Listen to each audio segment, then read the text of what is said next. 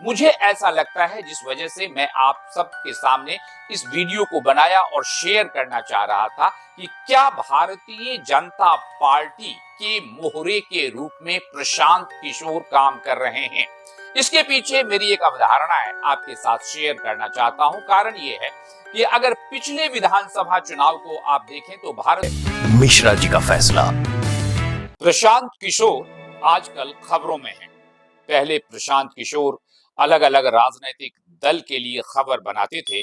आजकल खुद और उनका पार्टी जो 2 अक्टूबर को लॉन्च होगा विधिवत, इस वजह से खबर में है। प्रशांत किशोर लगातार अलग अलग न्यूज चैनल्स को इंटरव्यू दे रहे हैं, बहुत सारी बातें कह रहे हैं। उनकी बातों से ऐसा लगता भी है कि वो विभिन्न पॉलिटिकल पार्टीज की विचारधारा से अलग एक नए विचारधारा के साथ बिहार की राजनीति में प्रवेश कर रहे हैं। जहां उन्होंने एजुकेशन पर जोर दिया है, जहां उन्होंने हेल्थ पर जोर दिया है, उनका कहना यह है कि वास्तव में स्वराज का वास्तविक अर्थ जो है वो जन का स्वराज है। उन्होंने एक डेटा भी पेश किया कि विगत 75 सालों में तकरीबन बिहार में सिर्फ 1200-1300 परिवारों ने राज्य किया है अलग अलग रूप में। यानी संपूर्ण बिहार में सिर्फ 1200-1300 परिवार ने राजनीतिक रूप से न सिर्फ लाभ उठाया है, बल्कि बिहार का सही मायने में एक्सप्लॉइटेशन भी किया है। इसमें न वो भाजपा को छोड़ते, न कांग्रेस को, न नीतीश जी को, न हमारे लालू यादव जी को। खैर, ये एक मुद्दा है। कुछ मुद्दे जो मैं आपके साथ डिस्कस करना चाहता हूं, जो महत्वपूर्ण भी है, और आगे चलकर उसी मुद्दे को थोड़ा बढ़ाने की कोशिश करेंगे। प्रशांत किशोर कहते हैं कि वो मुख्यमंत्री नहीं बनेंगे अगर पार्टी सत्ता में आई। प्रशांत किशोर कहते हैं वो किसी पद पर नहीं रहेंगे, वो पार्टी को चलाएंगे अवश्य, लेकिन किसी पद को धारण नहीं करेंगे। शायद उसी तरीके से जैसे यूपीए सरकार में मनमोहन सिंह प्रधानमंत्री थे और वास्तव में सत्ता किसी और के पास थी, ऐसा कहा जाता है। कुछ ऐसा ही मॉडल शायद प्रशांत किशोर चाहते हैं बिहार में। खैर, ये भी महत्वपूर्ण नहीं है। महत्वपूर्ण यह है कि प्रशांत किशोर ने अरविंद केजरीवाल जी से बहुत कुछ सीखा है। क्योंकि मुझे याद है अन्ना हजारे के टाइम में जब अरविंद केजरीवाल भारत के राजनीति में आंदोलन के प्रतीक बने थे और एक ऐसे भारत के निर्माण की बात कर रहे थे जिस भारत में भ्रष्टाचार नहीं हो, जिस भारत में सबका अधिकार हो, कोई भी एक छोटा से छोटा फैसला अगर हो तो भारत के हर जनता से पूछ कर होना चाहिए। वो किसी भी प्रकार की विलासिता में विश्वास नहीं करेंगे। अगर वो दिल्ली के मुख्यमंत्री बने, वो किसी प्रकार की कोठी नहीं लेंगे, गाड़ी नहीं लेंगे, सिक्योरिटी नहीं लेंगे, वगैरह वगैरह वगैरह। वक्त बदला, हालात ये आ गए कि अरविंद केजरीवाल जी जेल में चले गए। संपूर्ण दिल्ली की जनता चाहती है कि अरविंद केजरीवाल जी इस्तीफा दे दें। वो इसलिए मैं कह रहा हूं जनता चाहती है क्योंकि जेल से कुछ दिनों के लिए बेल पर निकलने के बाद अरविंद केजरीवाल जी ने कहा था कि अगर आप हमें जेल से बाहर देखना चाहते हैं तो दिल्ली के 7 सीट पर आप हमें विजयी बनाएं। और जनता ने बड़े तरीके से 7 सीट पर सिर्फ आम आदमी पार्टी को हराया ही नहीं, बल्कि कांग्रेस के नीचे भी रखा। जहां तक इस बार के जो नेशनल इलेक्शन है उसमें आम आदमी पार्टी के दिल्ली में प्रदर्शन का सवाल है।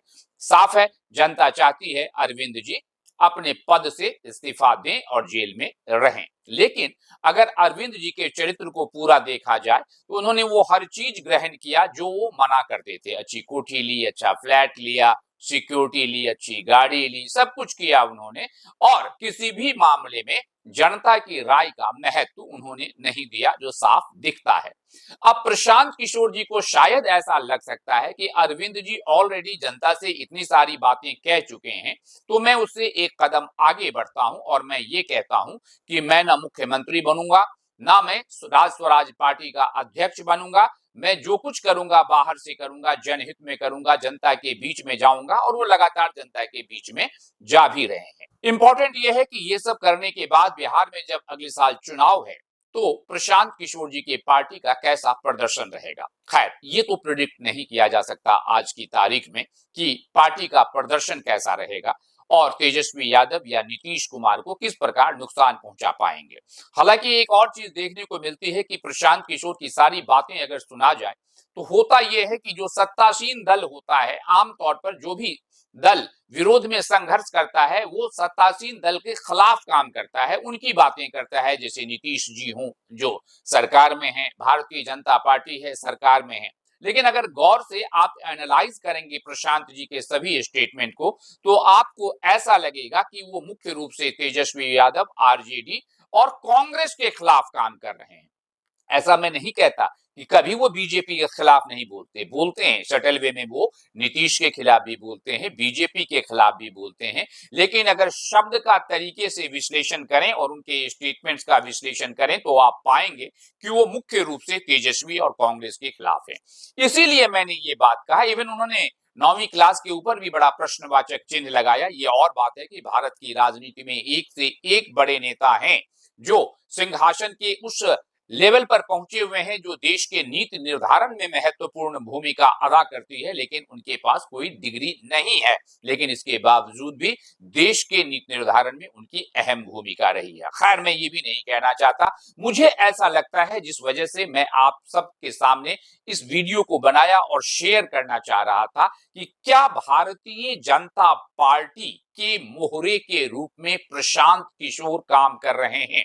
इसके पीछे मेरी एक अवधारणा है, आपके साथ शेयर करना चाहता हूं। कारण यह है कि अगर पिछले विधानसभा चुनाव को आप देखें, तो भारतीय जनता पार्टी कभी नहीं चाहती थी कि नीतीश कुमार मुख्यमंत्री बने। इसीलिए चिराग पासवान को बड़े तरीके से बिहार की राजनीति में उठाया गया था और उन्हें चुनाव लड़वाया गया था।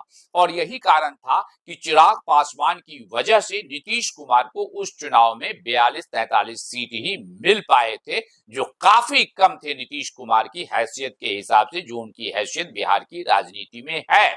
और भारतीय जनता पार्टी 70s में तकरीबन 78-79 सीट जीत गई उस चुनाव में और सबसे बड़ी पार्टी के रूप में उभरी आरजेडी के बाद।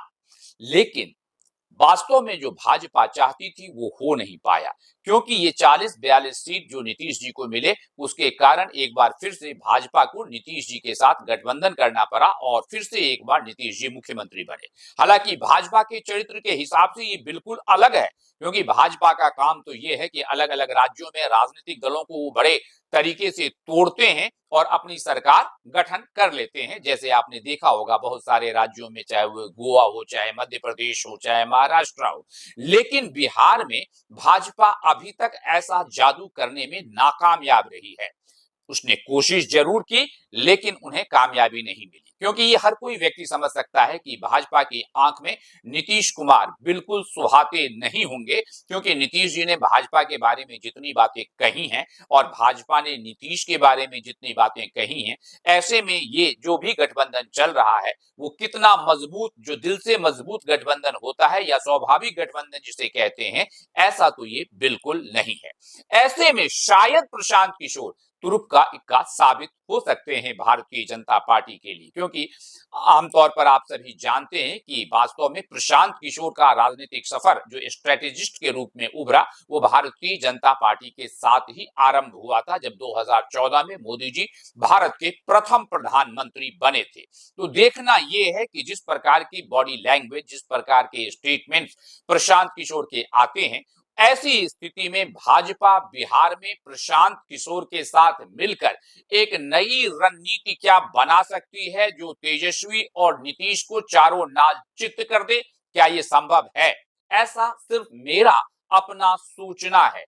भाजपा के दिल में क्या है, प्रशांत जी के दिल में क्या है, या हमारे राजनेताओं के दिल में क्या होता है, ये तो हम क्या कोई भी व्यक्ति नहीं जानता है। ये आप सभी जानते हैं कि क्या निर्णय राजनेता अगले पल लेंगे, क्योंकि आपको मालूम है कि हमारे चिराग पासवान कहते हैं कि मैं तो मोदी जी का हनुमान हूं, और उस हनुमान जी का क्या दुर्दशा हुआ भाजपा और नीतीश के राज्य में इस जनरल इलेक्शन से पहले, जब चिराग पासवान कैबिनेट मंत्री हुए, किस प्रकार उससे पहले उनके पार्टी को तोड़ा गया। उनके पिता के राज्यसभा की सीट को, जो चिराग अपनी मां के लिए रखना चाहते थे, उन्हें नहीं मिल पाया, और किस दशा में वो गुजरे जब उनके चाचा को मंत्री बना दिया गया, उनके स्वयं की पार्टी टूट गई। तो ये तमाम चीजें राजनीति में देखने को मिलती है, और वो टीस चिराग पासवान के दिल में अवश्य होगा। लेकिन आज की तारीख में किस प्रकार से भाजपा सोच रही है बिहार की राजनीति को अगले इलेक्शन के हिसाब से जो 2025 में होना है, वो आने वाला वक्त ही बताएगा। आप सबसे अनुरोध है कि हमारे इस चैनल को लाइक करें, सब्सक्राइब करें। आपका ये कार्य हमें उत्साहित करेगा।